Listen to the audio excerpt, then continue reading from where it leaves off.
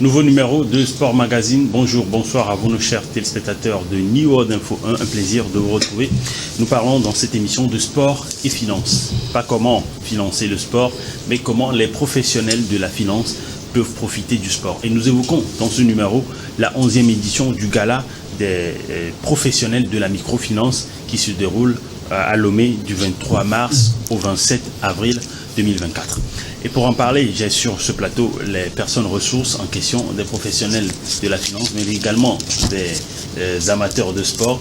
À ma droite ici, j'ai Andri qui est écrit. Vous êtes le directeur des services informatiques à la FUSEC au Togo et vous êtes membre également, vous êtes le secrétaire du comité d'organisation de la 11e édition du gala. Bonjour et bienvenue dans Sport Magazine.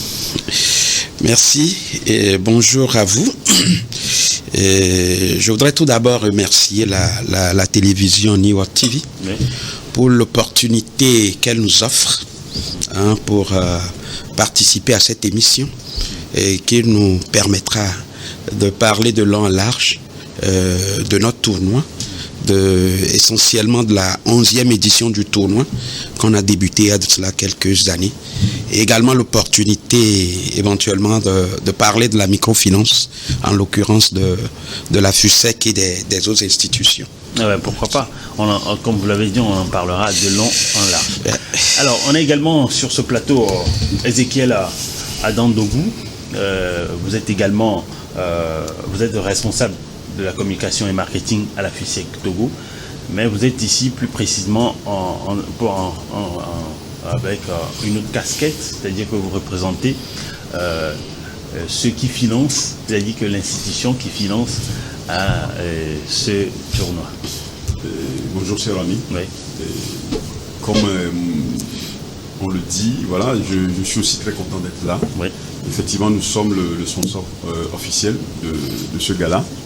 Je représente la FUSEC Togo, je suis le responsable à la communication et donc c'est à ce titre que je suis là aujourd'hui pour parler du gala et surtout de mon institution. Ok. Alors, à côté de vous, il y a M. Ange Ketor, directeur de l'association professionnelle des systèmes financiers décentralisés du Togo. Un plaisir, croyez-moi, de vous avoir ici sur ce plateau. Merci beaucoup. Le plaisir est partagé. Et nous représentons l'ensemble des institutions de microfinance du Togo. Oui. La loi dispose que dès que vous avez l'agrément, 3 mois après, vous devez adhérer à l'association professionnelle. C'est à ce titre que nous représentons les 74 institutions de microfinance agréées au Togo. Et le gala fait partie d'une de nos activités phares. Et le gala nous réunit chaque année à l'orée du 1er mai. Et nous sommes heureux d'être sur ce plateau pour partager les dernières informations sur le gala avec les auditeurs et les auditrices. Alors, on aura un moment à la fin de cette émission pour évoquer vos institutions respectives pour que nos chers téléspectateurs puissent en savoir un peu plus. Mais d'abord, on va parler du tournoi proprement dit. Alors, je donne la parole à qui veut la prendre. La 11e édition du gala des professionnels de la microfinance. Alors, ce que c'est, on va en parler. On va suivre un reportage tout à l'heure qui va planter le décor. Et on va parler de comment cela a commencé. Et on est à la 11e édition. Quels sont les objectifs et tout le reste, les perspectives d'avenir. On va évoquer tout cela dans cette émission tout à l'heure. Vous allez avoir la parole pour en parler de long en large, comme vous l'avez dit tout à l'heure, M. Landry. Mais d'abord, on va suivre ce reportage qui va nous planter le décor et revenir. C'était à l'ouverture du gala ce samedi 23 mars 2024 à Lomé. De la jubilation et la joie. L'ambiance répond parfaitement à l'objectif de la compétition. D'abord, une cérémonie d'ouverture grandeur nature. Ici, la défaite d'entrée de Kofina 0-1 contre la FUSEC Togo lors du premier match n'a pas affecté les joueurs. Elle remet plutôt l'événement sur les rails de la détente. C'est un événement du secteur de la microfinance et nous voulons que ça soit une fête. On joue pour la santé parce que chaque fois nous sommes dans nos bureaux et cette occasion nous permet vraiment de faire du sport. Nous souhaiterons qu'il y ait du fair play. Après, c'est la fête dans le camp de la mutuelle AJSD. C'est la mutuelle AJSD. Oh, vraiment, je suis très ravie. AJSD a gagné. Ces supporters expriment leur satisfaction après le nul arraché par leur équipe. Nous avons affronté le Millennium en finale l'année passée. Voilà. Nous l'avons mené. Merci beaucoup. Ça nous a intéressé. Je suis très ravie. Vraiment, je suis ravie. Parce qu'on ne s'attendait pas. Mais vraiment, c'est une surprise. Ouais, vraiment, on rend gloire à Dieu. Ce samedi, c'est le démarrage de la 11e édition du Gala des professionnels de la microfinance qui a retenu les attentions sur le terrain d'Agaza à Lomé. Et en ouverture, force et détermination vont obliger Millennium Microfinance et la mutuelle AJSD à se neutraliser.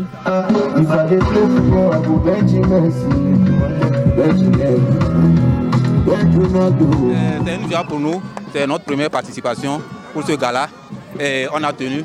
Notre force c'est la détermination, nos supporters qui sont derrière nous. La suite, nous ne sommes pas venus pour blaguer, nous sommes venus pour remporter la coupe.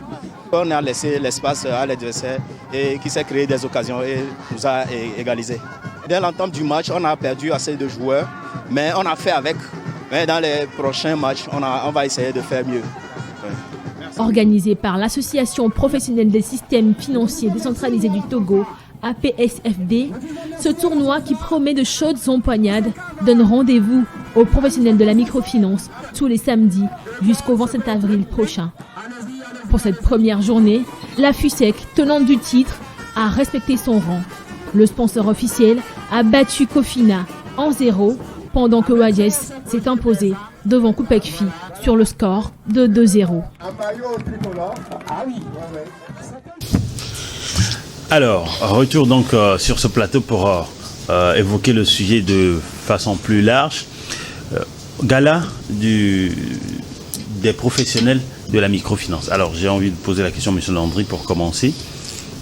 C'est vrai qu'on a vu tout à l'heure la réjouissance que cela a créé tout autour, le fait de regrouper les professionnels, mais c'est pas comme si vous manquiez de moments de réjouissance avant.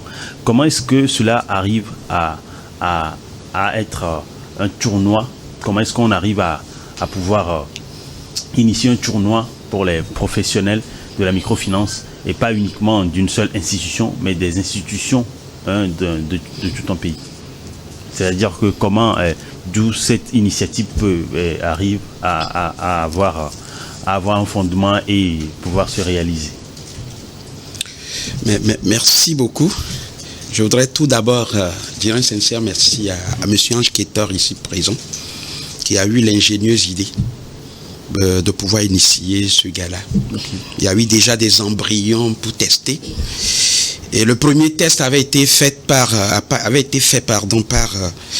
certains CFD et les banques, où c'était un tournoi de Noël qu'il a initié en son temps, où on a joué un gala au niveau de l'espace aéré BC Yahoo à Baguida, et qui a apporté de l'émulation.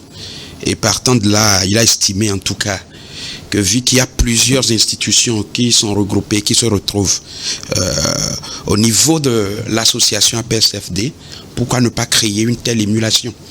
Et c'est là qu'il a initié dans les tout débuts. On a même commencé par un tournoi petit poteau pour voir un peu comment ça peut prendre. Et finalement, ça a pris de l'ampleur. Et depuis lors, chaque année, il s'évertue, entouré du comité d'organisation dont je suis membre.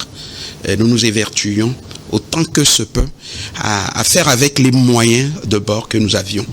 Et il a tellement lutté au sein de l'association pour que ce tournoi se perpétue. Et effectivement, nous en sommes à la 11e édition, sans compter les années de Covid, où nous avions également observé des interruptions.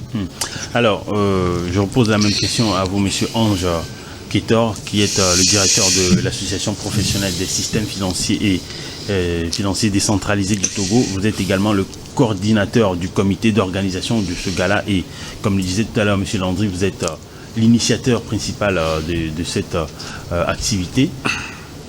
Merci beaucoup. Monsieur Landry a bien planté le décor. On est co-constructeur de l'initiative. Ils étaient là au tout début. Tout est parti du tournoi de Noël de 2011 et où, à l'espace aéré, on a vu que nos amis pouvaient taper sur le ballon. Nous avions vu à l'époque Wegise FUSEC qui avait des équipes et autour de la FUSEC et de Wegise, il n'y avait pas d'institution dotée d'une équipe qui pouvait jouer les grands poteaux. Donc nous avons commencé, comme il a dit, avec les petits poteaux. C'était sur le terrain du collège protestant. On s'est un peu promené, mais finalement, à un moment donné, on s'est dit, on peut commencer. On a commencé avec 4 équipes. 4 équipes. Aujourd'hui, nous en sommes à 8. L'objectif, c'est de favoriser le brassage entre les institutions. C'est des concurrents. C'est des institutions concurrentes et qui se disputent les clients sur le marché. Mais il faut qu'on trouve l'occasion de se familiariser, de faire de la concurrence saine. J'avoue que le gala nous a permis de mettre ensemble certains DG, ou globalement les DG, ceux qui ne se côtoyaient pas parce qu'ils sont des concurrents sur le marché. L'occasion du gala permet de les mettre ensemble et il faut les voir quand leurs équipes jouent. Et c'est terrible, chacun veut que la victoire soit pour son institution. Alors, on va évoquer encore peut-être après ce que cela a apporté depuis les éditions précédentes jusqu'à cette 11e édition. Mais vous parliez tout à l'heure au niveau de votre association des systèmes financiers décentralisés, 214 institutions. Mais aujourd'hui, vous n'en êtes qu'à 8. C'est là pour ça d'ailleurs que je posais la question au début. Parce que c'est pas une évidence que les institutions aient forcément une équipe sportive pour pouvoir disputer des matchs et une compétition pour des occasions. Et comment est-ce que vous en êtes à 8 aujourd'hui, de 4 à 8? Et pourquoi il manque toujours cet engouement autour de la chose? L'engouement, c'est pas l'engouement qui manque, c'est peut-être... Et les gens n'ont pas d'équipe formelle. On est déjà trop pris par le stress du crédit, du portefeuille à risque. Et au nom de la responsabilité sociétale, nous poussons progressivement les institutions à mettre en place des équipes. Une équipe, ça coûte. Une équipe, c'est une poche de charge pour les institutions. Et c'est les plus téméraires qui ont une équipe et qu'ils entretiennent toute une année. Mais notre objectif, c'est de faire de ce gala un événement national qu'on peut jouer tout au long de l'année. Et progressivement, peut-être c'est après nous, progressivement, on va inscrire les équipes dans cette dynamique-là pour qu'on puisse avoir un championnat à l'instar de ce que le Saint-Banque fait, et avec beaucoup d'équipes. Notre prière, c'est qu'on ait au moins sur la soixantaine, qu'on ait 15-20 équipes qui peuvent jouer tout au long de l'année. Alors, on va parler tout à l'heure de l'organisation, parce que vous parliez tout à l'heure des institutions qui n'ont pas d'équipe formelle, parce qu'il y a des règles qui ne permettent pas aux institutions de pouvoir faire appel à d'autres joueurs qui ne font pas partie de leur personnel. Donc on va l'évoquer tout à l'heure. Mais d'abord, je voudrais donner la parole à Ézéchiel. À la FUSEC Togo, vous êtes le sponsor officiel de cette 11e édition. Exactement. Alors, pourquoi avoir choisi de sponsoriser cette édition? C'était quoi votre objectif? Simplement la visibilité? Non, pas simplement la visibilité. Vous savez, la FUSEC Togo, d'abord, on dit souvent la FUSEC et les autres. Et donc, pour nous, voilà. Bon, ça, peut-être que d'autres personnes ne partageraient pas cela, mais bon, c'est votre avis quand même. Bon, ça dépend. Voilà, donc on dit souvent la FUSEC et les autres, je répète ça. Et d'ailleurs, nous sommes l'équipe championne de l'édition dernière. Et c'est tout à fait normal que nous, en tant que microfinance mère du Togo, de prendre en charge cette édition et mieux encore de garder la coupe. Et donc peut-être au-delà du fait que nous sommes une institution assez solide, assez forte, il fallait quand même qu'on puisse le prouver aussi en prenant cette compétition à bras le corps. Et vous l'avez fait comment pour cette 11e édition? Qu'est-ce que vous avez essayé d'améliorer avec, bien sûr, votre financement et votre sponsoring? Non, déjà on voit la cérémonie d'ouverture. Cette cérémonie d'ouverture est assez particulière. Vous allez voir l'engouement autour de cette cérémonie. Pratiquement toutes les équipes ont essayé d'être là. Et comme je le dis tout à l'heure, et comme le directeur Landry le dit, c'est le lieu de remercier aussi le directeur Ketor qui aussi a fait un travail exceptionnel. Nous avons vu la FECECAV avec MGPCC qui ont quitté depuis Palimé, qui étaient là pour la cérémonie d'ouverture, c'est à saluer. C'est vrai, on le dit tout à l'heure, nous sommes plus de 114 institutions dans le secteur, mais malheureusement, aujourd'hui on n'a que 8 équipes. Nous espérons bien sûr que les années à venir, on aura plus. Et donc pour dire quelle est la touche particulière que nous apportons à cette édition, c'est d'abord prendre ça, parce que pendant longtemps on n'a pas pris le sponsoring, et aujourd'hui nous prenons cela. Donc je crois que c'est un événement. Et aujourd'hui, quand vous avez 8 équipes par exemple qui participent à cette édition, est-ce que ces 8 équipes sont réparties sur l'ensemble du territoire ou sont seulement à Lomé? Merci beaucoup. Je voudrais un peu revenir sur l'organisation du gala. De par les éditions précédentes, on a gagné en expérience en termes d'organisation. Et on a voulu réglementer le tournoi. Réglementer en ce sens où nous avions voulu que ce soit véritablement les professionnels du domaine qui participent. Parce qu'au début, ce n'était pas le cas. Ce n'était pas tout à fait le cas. Okay. Et donc, en fixant cette règle, vous comprenez que les petites institutions qui n'ont pas d'effectifs ne pourront pas. Et pour ne pas les exclure, parce que l'un des objectifs de ce gala, c'est de créer de la cohésion entre les institutions de la microfinance, nous qui faisons le même travail. Et donc, on a donné la latitude aux équipes de se mettre ensemble. Pour constituer une équipe. C'est-à-dire à 2 institutions par exemple. Et c'est le cas cette année avec le FECECAV et le MGPCC des Cahors de Palimé qui se sont mis ensemble pour avoir de l'effectif. Et donc, nous exigeons que ceux qui participent soient régulièrement employés des institutions. Et pour justifier cela, ils doivent avoir des numéros de sécurité sociale dûment détenus au niveau de la Caisse nationale de sécurité sociale. Et de plus, ils doivent jouir d'un contrat de travail en bonne et due forme. Et donc ces critères permettent vraiment de pouvoir réglementer chaque équipe participante pour le tournoi. Mais en même temps, ça ne laisse pas beaucoup d'ouverture. Justement, l'ouverture, c'est de pouvoir permettre aux équipes de se mettre ensemble. N'oubliez pas, l'objectif premier, c'est la cohésion. C'est une fête de la microfinance. On veut le matérialiser pour que toute institution participe. Et au-delà des équipes constituées, toutes les institutions du secteur sont invitées. Aucune institution n'est à la marge de cela. Et d'ailleurs, c'est un règlement de l'association qui a été adopté en assemblée où tout le monde est tenu de participer parce que c'est la fête de la microfinance. Donc comme tout jeu de football, c'est un jeu à 11 joueurs sur le terrain et les changements sont multiples puisque c'est un sport de gaillard, si vous me comprenez. Et donc on a la latitude d'avoir plusieurs remplaçants, mais on a fixé l'effectif des équipes à 25. Et donc au total pour cette année, il y a eu 10 équipes